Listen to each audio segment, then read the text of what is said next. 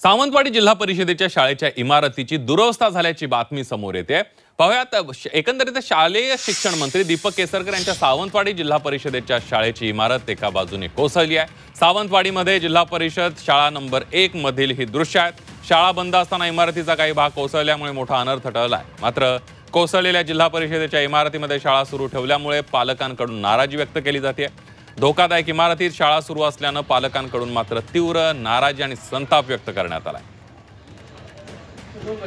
आपण हे दृश्य बघतोय, सावंतवाडी मधल्या शाळा क्रमांक 1 मधली दृश्य आहेत। एका बाजूने शाळेची भिंत कोसळलेली आहे। कोसळलेल्या इमारतीचं शाळा सुरू ठेवण्यात आली आणि त्यामुळे पालकांनी नाराजी व्यक्त केली आहे। झेडपी शाळेची ही दुरवस्था आपण बघतोय। या शाळेमध्ये विद्यार्थी शिक्षण घेत आहेत, त्यामुळे प्रशासन मंत्री महोदय याकडे लक्ष देणार का हे बघणं महत्त्वाचं आहे। अधिक माहितीसाठी जाऊयात, उमेश परब आपले प्रतिनिधी आपल्या सोबत आहेत। उमेश, सावंतवाडीमधील जे आपले शालेय शिक्षण मंत्री आहेत दीपक केसरकर, त्यांच्याच जी मतदारसंघातील ही शाळा आहे, जिल्हा शाळा नंबर 1। त्या ठिकाणी तिची भिंत जी आहे ती कोसळलेली आहे।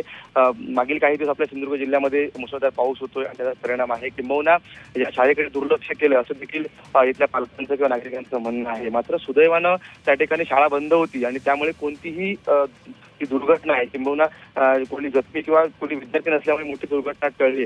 मात्र यावर नाराजी आणि संताप देखील सिंधुदुर्ग जिल्ह्यातून व्यक्त होतोय, कारण की विद्यार्थ्यांचं भवितव्य बघूनच ज्या शाळा सुरू होण्यापूर्वी त्यांची डागडुजी करणं हे फार महत्त्वाचं होतं। मात्र त्यासाठी दुर्लक्ष केल्याचा आरोप देखील या ठिकाणी पालक करतायत। अगदी धन्यवाद दिलेल्या सविस्तर माहितीबद्दल उमेश।